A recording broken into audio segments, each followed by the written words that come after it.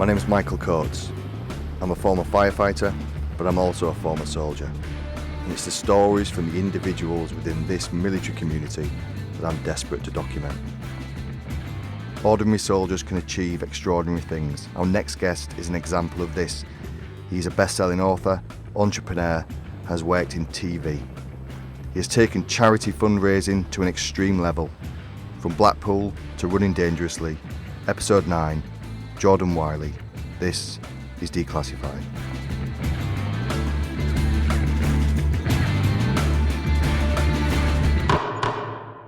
Jordan, we needed a bit of positivity in this podcast. The last couple have been pretty brutal, and I know we're going to get a good account from a different angle actually to the other podcast, which I think we needed really. Born in Blackpool. Very proud of that as well. Yeah. What was childhood like, mate, growing up in... Yeah, it was, I come from a working class family. I was brought up on quite a rough council estate in Lancashire, but certainly I wasn't the toughest of upbringings. I guess wherever you come from in life, whatever you experience growing up as a child, that's what normal and that's what life is. But no, really proud of my Blackpool roots, and I had great parents. My father was served in the Royal Marines, had a full career there. My mother had various jobs, but I couldn't have asked for two better role models. They taught me what working for a living was about, and if you want anything in life, you've got to be prepared to sacrifice and go and achieve it. So I've got no complaints, or it wasn't privileged by any means. Yeah.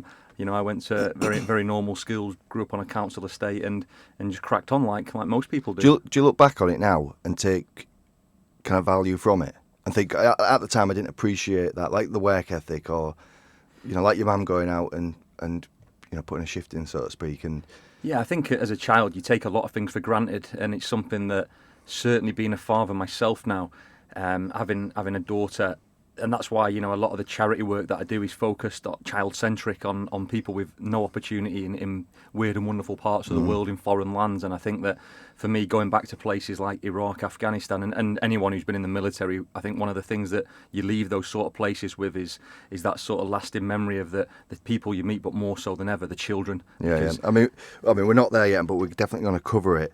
And yeah, growing up, so we had, especially your dad, with the values that like the Royal Marines taught him, and I'm sure he taught you, which you've just kind of suggested then. So it was obvious then, wasn't it? He was going to join the Royal Marines. Do you know what? I went and did my potential Royal Marine Commando course and successfully passed it. And then had about a 3-month break where you're sort of waiting around to hear back from him. And, at that time, we were in a very different sort of situation from a recruitment than we are today, where numbers are very low. When I sort of joined the military, 2000, 2001, people were queuing up to join the military, and there was no Iraq, there was no Afghanistan, and I guess it was a bit of a jolly at the time. If you like playing sport, if you like travelling, that was the initial attraction for me. But why did I join the military? Probably not. I didn't have any pressure from my father or my grandfathers or anybody like that, even though they all served in the military. I think for me it was a bit of I left school with no GCSEs. I had no qualifications, so I wasn't going to go into sixth form or university or anything like that, because the simply opportunity wasn't there for me. Yeah. When you leave school with very little in terms of academic qualifications, you're quite limited in your opportunities. And the military was great because I could play football, I could go and see a bit of the world, and I could be a lad, which is what you want to do when you're 16, 17. The thing as well, from the background, because mine and your backgrounds are fairly similar, excuse me, it's almost seen as there's not that many routes out. So there's not that many routes out of Hull. There's not that many routes out of Blackpool, but the military gives you a really... Oh, it's perfect. And I'd recommend it to any youngster. People say to me, would you let your daughter join the military? Of course I would, if that's what she wanted to do. I think it gives you the best ground in life that that money can't buy. The values that you learn, and 10 years after I've left now, they're still installed in me, the courage, respect, integrity, selfless commitment. They're things that are ingrained in every aspect of my life, and I try and pass them on to people I meet when I talk in schools, assemblies. Them core values take you so far if you believe in them and you live by them. Mate, I was at the Royal Hospital Chelsea last week. I was chatting to a guy who'd just done national service, not just, but but done national Yeah. service. Only a couple of years, and now in his 70s, still lives by those values. Absolutely. And just, that kind of respect and everything else that comes with that. So you joined March 2001. Yep. So who did you join in the So I joined the King's Royal Hussars, the finest cavalry regiment in the land. other cavalry regiments are available? Yeah. And good. Oh, Settled in. brilliant. I'm very proud. I think that whatever cap badge, whether you're, from engineering, from logistics, special forces, marines, paras, you name it, I think that it's so important to believe in, what that cap badge and the history behind it stands for. And I'm very proud to still have very strong links to the regiment as a trustee of the sort of regimental charity museum and things. And I, like you and many others, I do my best to help those who are going through that same process of transition. But hugely proud, for me, because of the process of elimination, when I joined with no qualifications, I had these sort of grand ideas of joining military intelligence or RMPs. No comment on them. I very quickly found myself. It was going to be on the front line. It was you going in the infantry or you going in the armoured corps, and bombing round in 62 tons of armour sounded a bit sexier than carrying it round on my back. Yes, for a 16, 17-year-old. Craving adventure, that's exactly. Driving a tank, there's no great adventure or adrenaline rush than bombing across country, across Canada on the plains or whatever in 62 tons worth of armour, 5 million quid as a 17-year-old, and you've not even you've only just got your Vauxhall Corsa or whatever it is at the time. Yeah. So then we went, or you went on Telic. So did all your training, did all the bit, got right into the regiment. 3 years later, you was in Iraq on Telic 6. Yeah, I went to Northern Ireland first, actually. Oh, okay. I did Op Banner, Northern Ireland, which, it was, I guess, sometimes not embarrassed because I'm proud of my military service, but when I think of what people who'd served in Northern Ireland, through the late 60s, 70s, early 80s experienced, my experience, and I guess anybody who experienced tours in the 2000s in Northern Ireland were very different, let's say. Very important, but very different. I stood in a sangha in somewhere, Crossmaglen, South Omar, whatever, was a very different experience than someone who stood in that same sangha 20 years earlier. It is what it is, though, and you can't do anything about time, and that's absolutely. Your situation was that, and that we've had Iraq and Afghanistan still to come. Absolutely. So it seems to be this wave of, and this generation's had it pretty intense. Yeah. So was you in essentially tanks then, or was you on foot? No. I was on foot again. I was, in a small search team. It was all the usual sort of vehicle checkpoints, searching properties, searching houses, stop and searching people under the Terrorism Act 2000 at the time.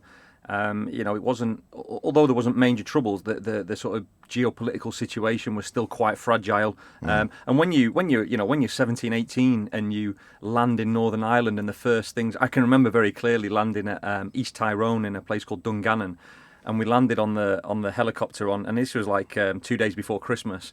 And the signs were, don't group together, mortar attacks, be aware of the snipers. And I was like, bloody hell, you think you're going into sort of Vietnam when you land as 17, 18 in Northern Ireland. But that sort of very quickly wore off after about 2 weeks of stood in a sangha, 12 hours a day. Yeah.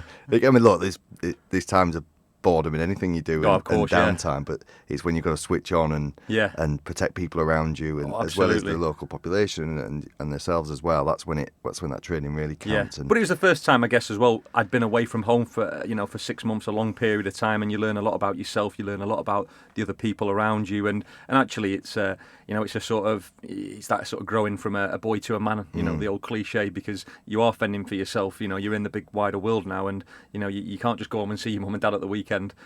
So it was definitely a worthwhile experience. And what year was that then? That'd have been 2002. Oh, so pre-Iraq as well. Yeah, literally straight out. In fact, we were watching in 2003. My tour went into 2003, and we were watching on the news. In our sort of in one of our outposts in Northern Ireland, I think it was in Clogher or Knocknacolloy or somewhere like that, and we were watching it all, the invasion of Iraq, and it was like, bloody hell, we might be going there next. This is pretty serious now. Here's one. Was you gutted you weren't there? Yeah, I was. Yeah. I think everyone was. Weren't they? I think, but it was quite frustrating because I was really delighted to go on a tour so early in my army career, because I literally left phase 2 training and was in Northern Ireland. You know, there was no sort of in between at the unit. I had to go and do a sort of catch up NERT course at the time, a sort of Northern Ireland reinforcement training course, and it was like the fast track of what people would do for 6 months in about 3 days or whatever. All the sort of riot training and all that sort of stuff, which was cool. And I remember thinking was, I'm gonna have my first medal in 6 months, and I'm still young. I'm only 18. And then Iraq kicks off, and Northern Ireland, no one's interested in that medal anymore. Yeah. I remember the battle group was the orders came out, and I wasn't on it. I was going to Canada or something. And I'm not going to say the name of the guy because I don't think he knows. But we were identical, except he had 2 kids. Like same trade, same everything. So I went in and saw the troop commander and was like, any chance of me going on? Because he's got kids. And the next morning I was on parade. He's like, Coach, you're going to Iraq. I was like, get in there. Happy days. And because everyone wanted to. It sounds daft now, but it was like the big adventure. Yeah. And so I kind of sympathise. But year after, 2004, Telic 6, is that right? Yeah, 2005, March, 2004-5. Yeah. Into 5, yeah. Yeah. What was that like landing then? Because that's when... Yeah, Telic 6 I remember very clearly, and I was very fortunate actually because I'd managed to somehow, by hook or crook, manage myself onto an intelligence collators course. And I did some courses in some incredibly interesting stuff in the intelligence cycle, intelligence analysis. I did my prisoner handler, tactical questioner, interrogators course, which was opened up a new world for me in the military that I'd not seen being in an armoured regiment, and that was probably one of the highlights of my career, Telic 6, because my tour was so interesting. It was just full of very, in fact, highs and lows. You know, some serious lows because of the people and the friends and colleagues we lost out there, which sort of stay with us today. But I can remember sat there in the airport in Bryce Norton, and there was a Coldstream guard who tragically lost his life called Guardsman Anthony Wakefield, and the day I flew out, he'd lost his life, and I knew that I was going there, and it was sort of stood in my mind, Alamara, you're going to be there in 12 hours, and this guy, the tour's only been going on for a week, and someone's been hit already, and tragically, and I think it was an improvised claymore in central Alamara, and that really sort of hit home then that this is real now. This is not Northern Ireland, what you experience. This is not the training on Salisbury Plain. This is war now. You're going into combat, and I think that is a real sort of that's when it really hit me when I saw Guardsman Wakefield, who would, because we was only a small outpost at Alamara as well, and we'd seen what people like Woody and Co on Telic 4, where Johnson Bahari got the Victoria Cross. I think the PWRR was the most decorated unit at the time after that the tour, in the 12 months before us. So I'd done a lot of research because of my job in intelligence as well. So I knew the area, I knew the key players, all the different militias, the different tribal leaders, and I was excited, but also very nervous as well because it was quite it was a reality check because I was going to be working as well with lots of different types of soldiers. So as an intelligence, what was you doing then? So what was the actual job? So my job was I was an intelligence collator for a region. So I was specified a region in our sort of area operations, and my job would be to attach myself to patrols. Brief patrols going out on the ground on different aspects of intelligence, because a lot of in Iraq at the time, lots of the operations and the sort of counter-terrorism, counter-insurgency operations were intelligence led, so they relied on patrols picking up bits of information, data from meeting the tribal leaders, the warlords, looking at propaganda campaigns, looking at pattern of life, looking at the different patrol routes that people were taking, making sure we weren't setting patterns, all sorts of weird and wonderful things, interrogating prisoners or suspected terrorists, tactically questioning using interpreters, working with local police, local authorities. It was an incredibly interesting piece of my career, because I think when you're on a patrol in the ground in a normal sort of conventional unit, you get told what your mission is that day and you go and do it. Whereas when you're sat in the sort of ops room or in the intelligence cell, you see the bigger picture, which is quite eye-opening at the time. And sometimes I used to think, God, if you knew what was actually going on the ground, you probably won't even want to leave the camp gates when you see the bigger picture. But such a fascinating role to work in military intelligence was, and it just opened up lots of different doors. So you went with your...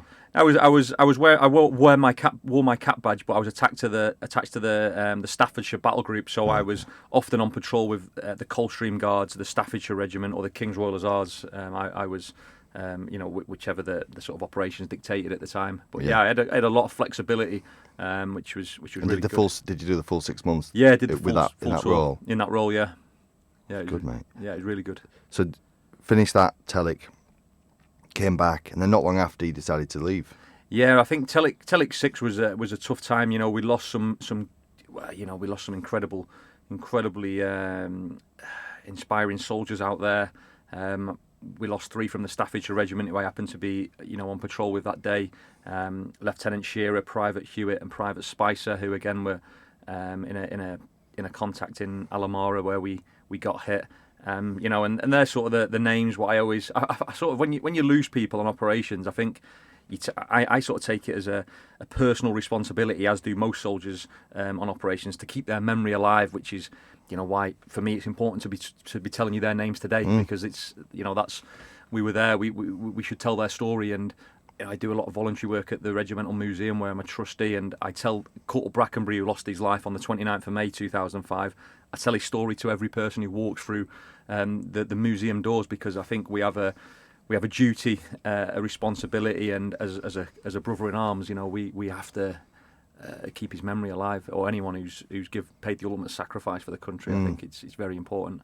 So there were the kind of breaking that down then. So bit of a tough one.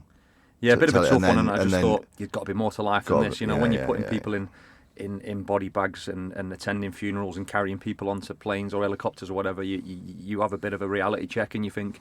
And I guess it is a bit knee-jerk reaction at the time, and I was very fortunate to have I worked under some incredibly talented leaders. My squadron leader, Major Nick Hunter, my Sergeant Major Alex Rutter at the time. These were incredibly inspiring guys that held us all together. And one of the things that I remember the squadron leader saying, that along the lines of that, the people who we've lost, they've now gone, and we will mourn them when we get back to the UK, but we have to continue, fight through, push through. We've got a job to do, and we need to make sure we look after the living as well. Which you have spoke about a lot on this show previously. That it's the people who are living with the war wounds that you don't necessarily see, that we have to keep an eye on and look after. So, that's something that always stood out from that. I remember stood round Alan Brackenbury's, coffin with the Union Jack draped on it.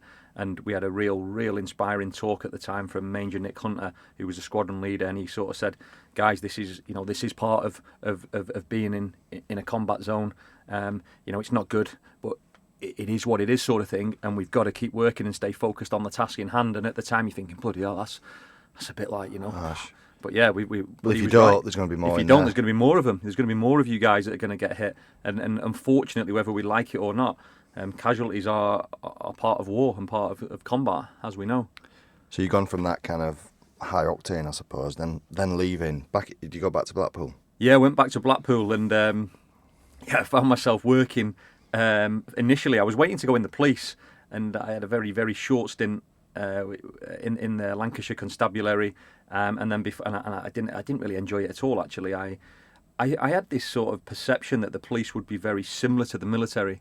In terms of how they think, how they work, and I'm not saying that they're not, but from my experience and what I experienced, it was a very different organisation that was led in a very different way, with different values, different ethics, not necessarily negative or bad ones, but just very different than what I understood from the military. Like what? I don't know. I think that it's not good or bad, by the way. Yeah. No, it's not. It's not a criticism, but I think in the military we live and breathe by teamwork.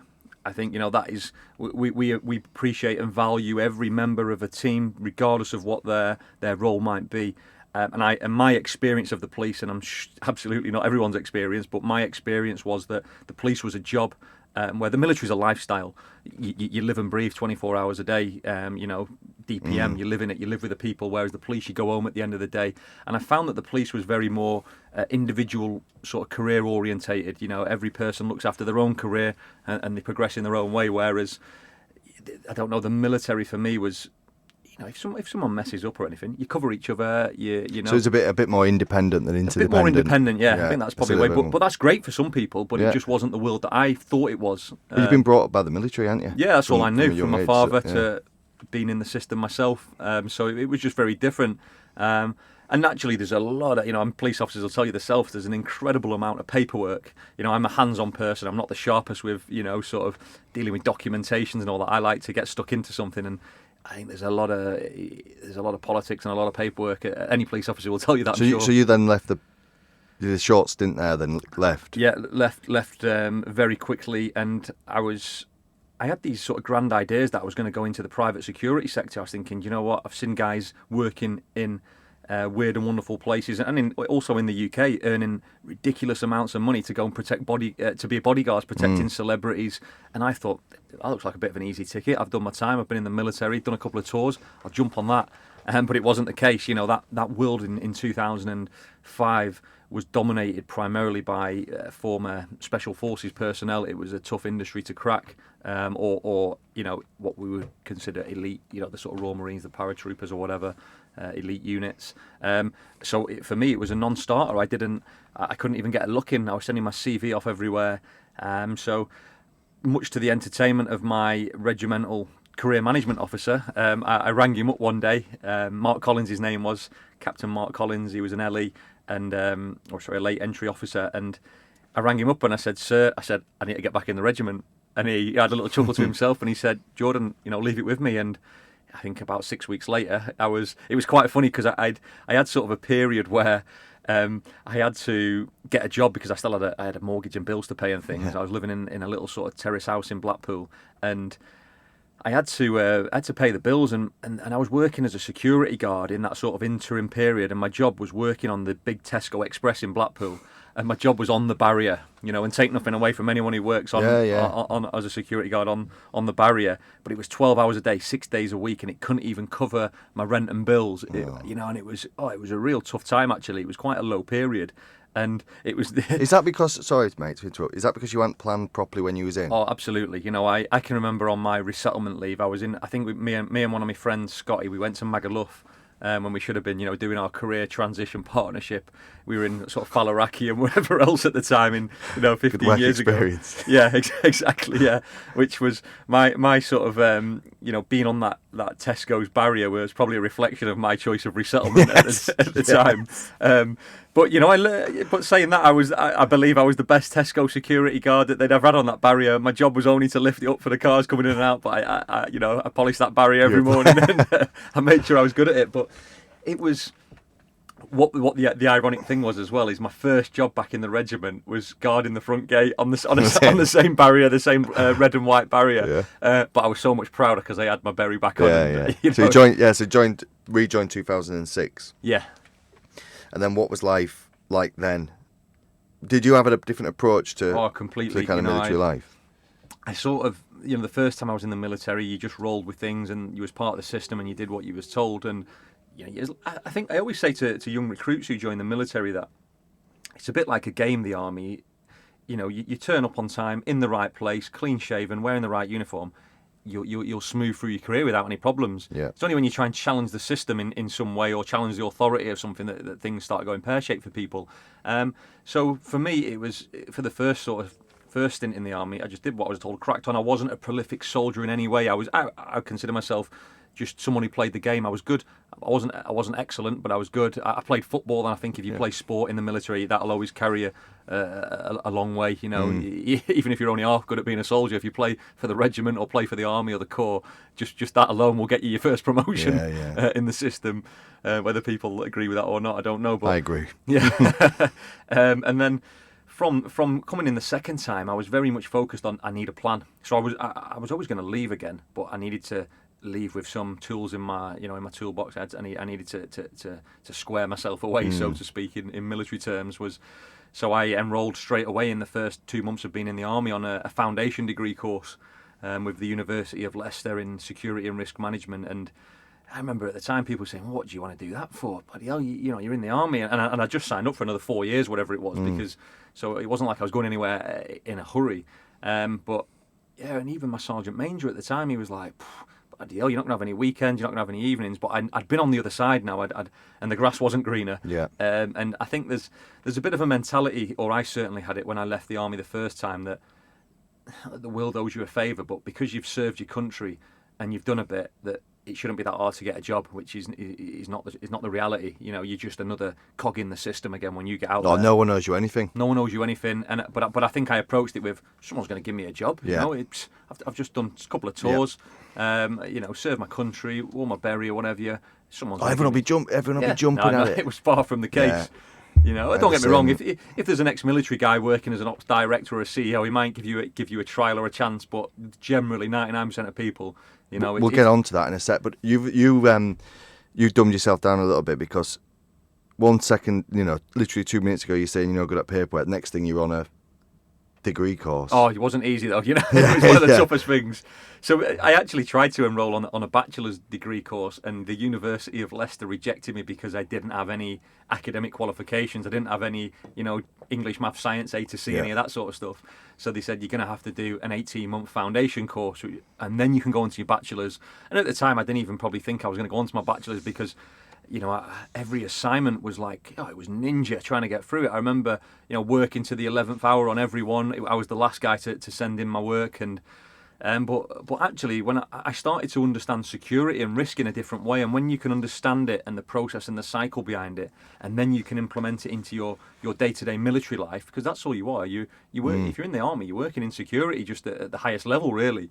And when you can sort of realise that and put it into context, you just complement. And you're almost niching as well, aren't you, by doing these degrees? What else did you do then? So let's go through. Yes, we did the foundation degree. Yeah. That allowed me then to go on to the bachelor's degree. While you're still in. While I was still in, yeah. And then as I left, I went on to my masters in maritime security and the sort of counter piracy aspect. But it was great value as well, because with all those, with your sort of thesis and your dissertation, I was working with industry on the outside to say, what do we need to know about, you know, what so I looked at cybersecurity quite heavily. So cybersecurity in the maritime sector. So I was looking at emerging. So it started with emerging threats. You know, I was looking at the Islamic State. You know, what IS posed, the threats. I was looking at cybersecurity. I was looking at lots of different aspects of because I was looking at what's next. You know, and that was from a military perspective at the time. It was, you know, what from being in the army, because I one of the things with the enhanced learning credits, the only way you can ever use them while you're still serving and not sort of signed off part of resettlement is that if they benefit the army. Sorry, mate. Just go closer to the. Sorry. Comfort. No, it's cool, mate. It's cool. Is that all right? Yeah. It's not your fault. It's just the distance. No worries. Yeah. My dodgy Blackpool accent. Yeah, that's it. Yeah. So one of the things that you don't sort of get told in the military is that with your enhanced learning credits, the only time you can ever use them while still serving, not signed off, is if they have a direct benefit to the armed forces. All right. Which why security and risk management is perfect, because it's what you're doing for a living. So what we're talking about here is, for those who don't know, when you're in or when you're out, or when you get out, you're given so much money, and when you're in some time as well, to basically enhance your qualifications and develop yourself. You kind of went about it not an orthodox way. Yeah, so most people will do that when they leave or when they're about to leave. I did it for my whole career in my second stint. Yeah. I think that the best advice, you know, people always say the 7 Ps, don't they? The prior preparation, planning. But I think that's the best thing you've got to be planning for the outside, not when you sign off, but every day. You know, when you're in, start building your profile, start looking at opportunities. Where do you want to be in 5-10 years' time? Because, you know, when people leave, they have that knee-jerk reaction, right, I better jump on a course.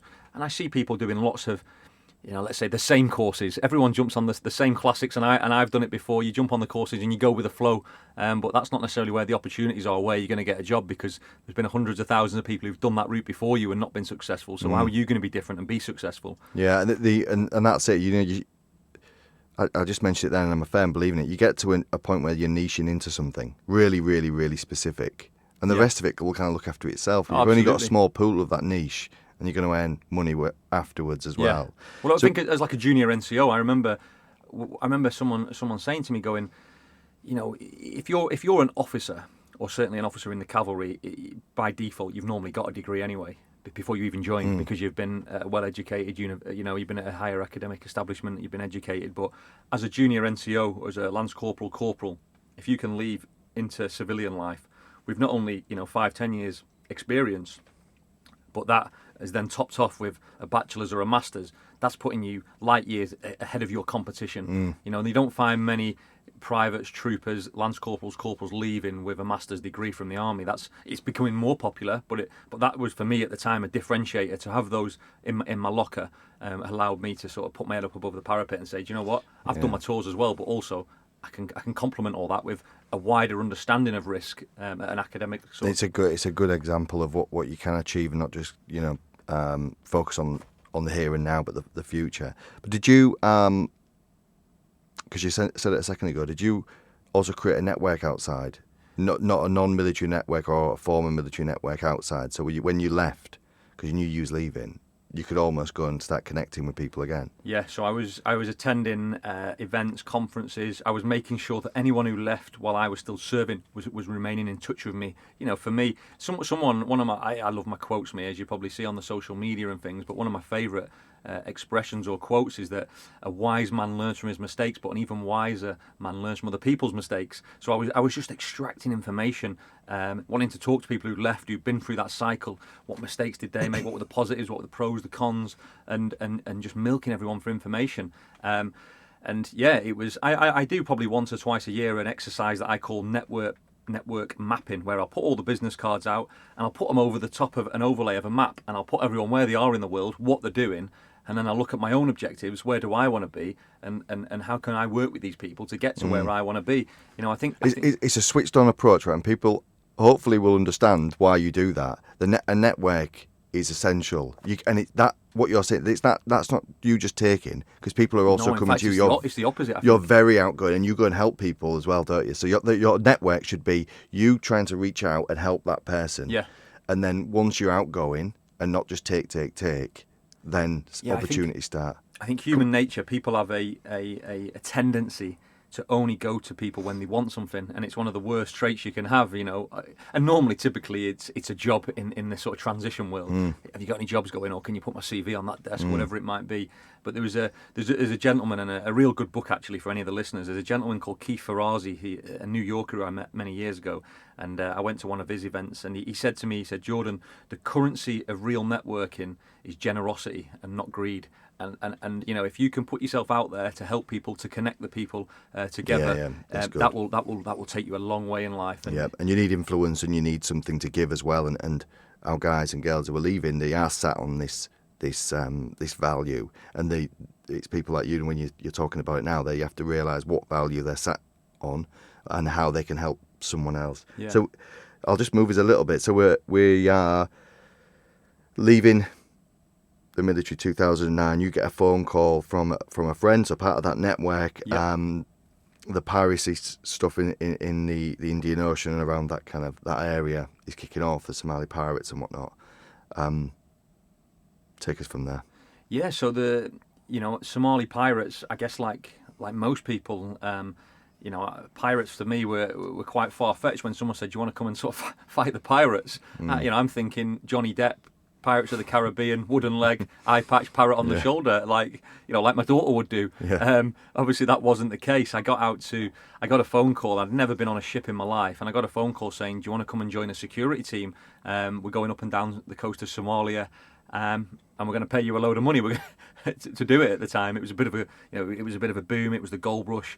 Yeah. There was people leaving the military to get out just to do this. The Royal Marines. I remember seeing an email in the Royal Marines internally that someone had sent me, and it was basically saying we're losing manpower very quickly to this sort of piracy phenomenon of Somalia.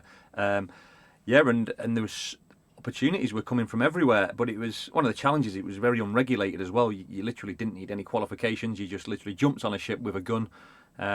Probably a weapon that you've never heard of, never seen before, and you was expected to stand on the bridge. But then you had army people from the army like myself who didn't know the port from the starboard at the time.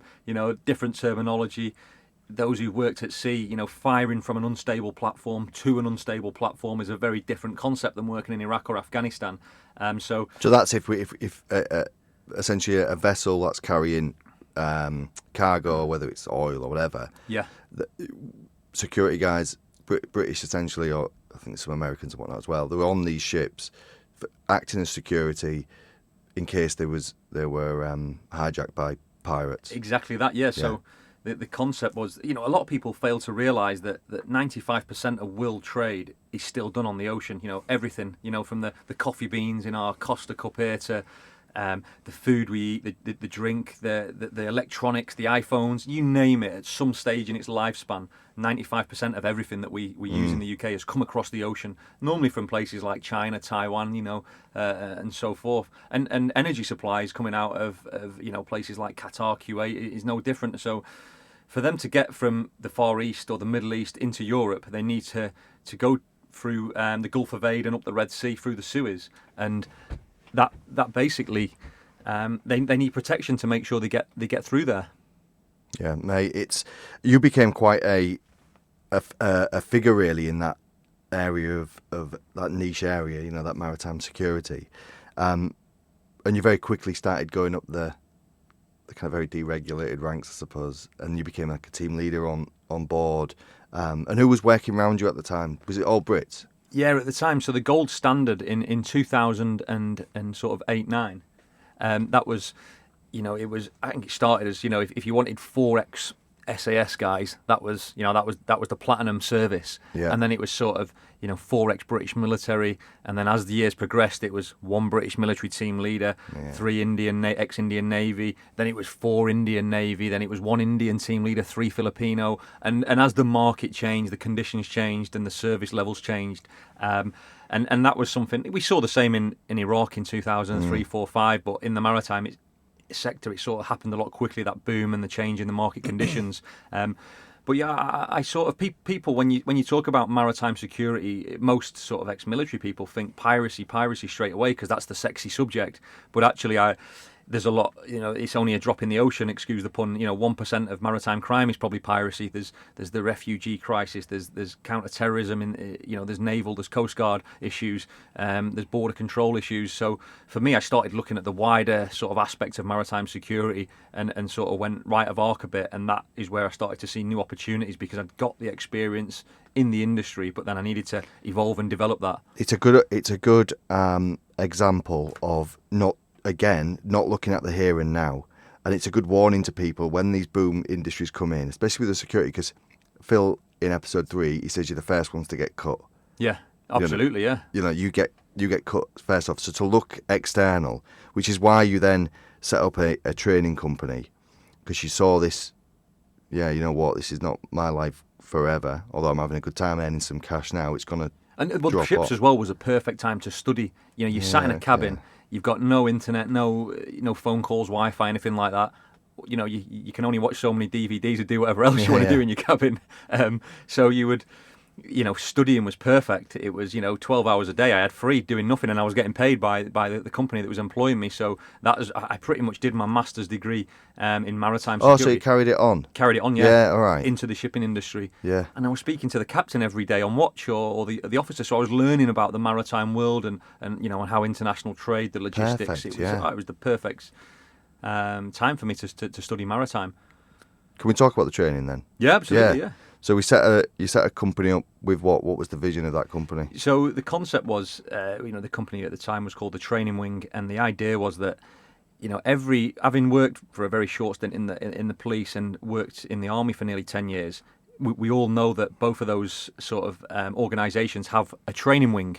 So I was sort of trying to take a brand or a name that everyone was familiar with and build a company.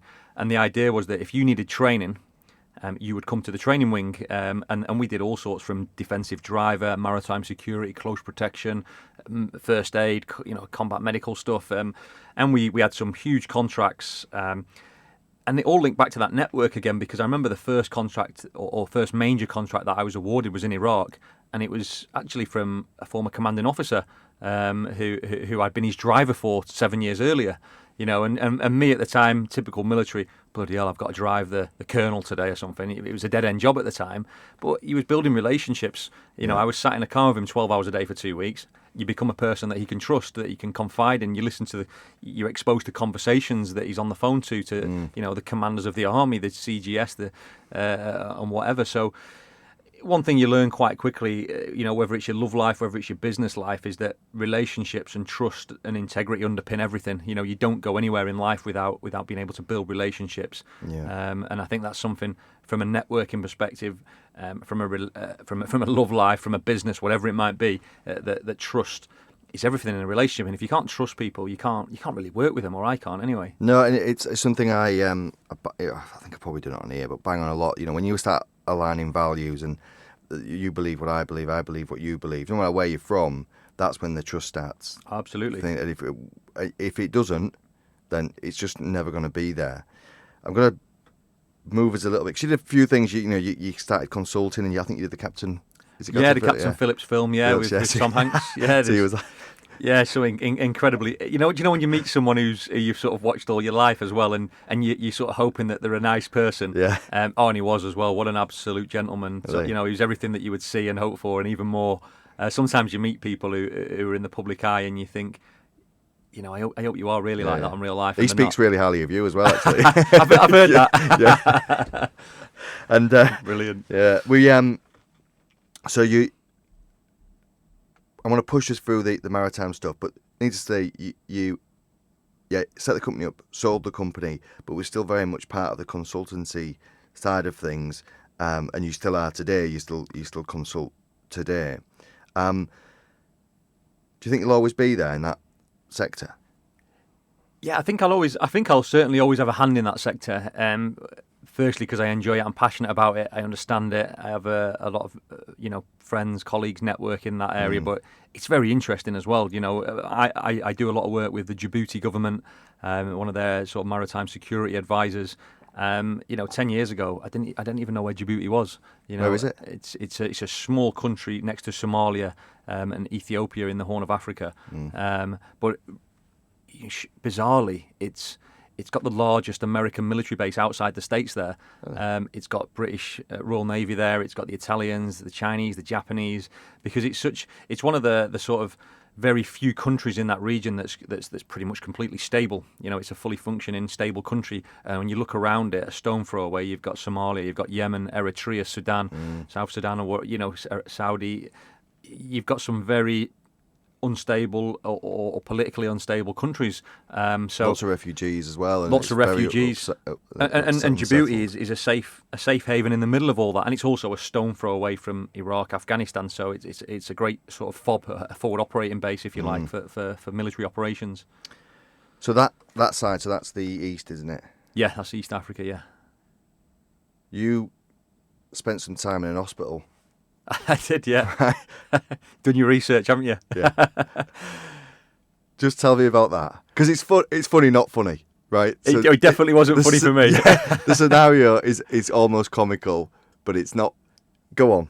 So I was doing a documentary at the time with an American TV production company called Vice. I think they do a bit in the UK now as well, and they sort of Vice specialise in really cool sort of production company. Their sort of strapline is something along the lines of that we'll go where nobody else wants to, or something like that. And Vice, I took the founder of Vice in the US out to the Horn of Africa to have a look at how weapons are moved around, how pirates operate, what are their tactics, what are their procedures. And we went out to sea for 2 weeks. And the last couple of days when we were coming back in, and the founder of Vice at the time, he kept getting seasick, and I was sort of laughing and joking as, a bit of military banter, taking the mick out of him. And the last 2 days of the 2 week trip, I started going down a bit, feeling a bit funny, and he obviously was loving it because the sea was a bit calmer now, and he was like, I knew you'd get seasick as well, trying to tell me you're some old sea dog, you're getting seasick now, aren't you? And I was like, no, I'm not seasick. Anyway, get back into the port in the Horn of Africa, and my legs just buckled from underneath me, and I was like, bloody hell, what's going on here? Like, this isn't right. Anyway, cut a long story short, I'm put in hospital for the next 2 weeks with dengue fever, which is a sort of mosquito-borne virus. But it was a severe dengue, which is the sort of 4 strains of dengue, and I got the one where quite a few people have died from it. So it went from sort of a bit of a laugh and a joke to quite serious. But what was even more sort of comical, I guess, was the fact that they put me on this was when the Ebola crisis epidemic was going on in Africa, and they put me on an Ebola ward in quarantine. So I've got I'm in a tent, I've got the white suits around me, and I'm looking I feel like I'm on my deathbed on my way out, and you don't know what's going on. Nobody speaks English, in Djibouti. It was all French speaking or Arabic. Yeah. And it was a pretty scary time, actually. Yeah. But what was incredible about I don't know if you're aware, but over a year ago now, I got diagnosed with epilepsy. I had a seizure, and it all traced back to this dengue fever episode, which was, I didn't even know that this was something that could happen or it was Why possible. is that? Why is it something to the brain then? Yeah, something to I don't even understand it all properly, but we only found out through advanced blood tests and the MRIs and the CT scans and all that. But yeah, it must trigger something somewhere, but that is linked. I think 1 in 250 cases of people who've had dengue go on to have epilepsy. They tell me, which is very, very strange. How are you doing now then with that? I'm moving us forward a bit, but how are you doing? Oh yeah, no, I'm all right. I had me seizure things last year, but I've not had any. I'm a year free now, so I'm allowed to apply for my driving license and all that again. I can drive again now, which is good news because that was, I guess, the only real inconvenience. But to be honest, I got a bit fitter, bought myself a dog, went walking, went running a lot more. So yeah, I didn't really have any. It's not really hindered my life in any way. I think perspective and outlook is a big thing, and attitude. And I'm an ambassador for Epilepsy Action, the largest charity. So I try and sort of spread that message that just because you got epilepsy, you can still achieve whatever you want. Your positive attitude is something that I've been drawn towards, even when we didn't kind of know each other, and I saw you on social media and part of that kind of military community on there, and that was really what draws a lot of people to you, actually, that positive. But it's not always been positive, and I'm not going to go really into it, but we've had a long-term relationship with your partner, which because she was away a lot, it was damaged and it broke down. You had your daughter, and that must have been a tough time for you because I know you're a great dad. And how did you? Yeah, we've really glossed over it. Sorry, mate, but I wanted to get that positivity. We're staying positive. We are going to get positive now. So look, because I know it was a tough time for you. No, it was. It was probably the lowest point in my life, and I've got no shame in saying that I still have medication for. I was diagnosed with severe depression 3 years ago. Anxiety with severe depression, and it's something I share and talk about, and that's not from military or combat or PTSD or anything like that. It's from general day-to-day life things that go on in the world that every person out there experiences. Relationship breakdown, separate from the mother of your child or the father, and it's something that these things happen. Nobody wants them to happen. We all want to live that perfect life where you meet your partner, you settle down, have a family, and you all live happily ever after. But sometimes you end up on different paths, and the relationship breaks down. And for me, it was very tough. I'd spent 10 years with my partner. I got an 8-year-old daughter, and to then have that family home break down, and it wasn't because we hated each other or anything. Nobody cheated on anybody. There was nothing like that. It was just that I'm away all the time and I'm doing this, and I'm on my little. I sort of used to get, and probably still do sometimes, that tunnel vision. Whatever the project is, I'm 110%. I'm never half-hearted. If I do something, I do it to the best of my ability. And the lesson I take away from that is I didn't do that in my relationship, and I take not all responsibility, but I take a lot of the responsibility for the breakdown in my relationship. I was so focused on my career, on what I wanted to achieve, to give them a good life as well, and it didn't work out. And I remember one day I was my missus, or my ex-missus, sorry, she decided, Jordan, she'd give me enough warnings, and she said, I can't live like this anymore. You sort of come in, you get changed, you wash your clothes, and then you're out the door again, flying off somewhere else.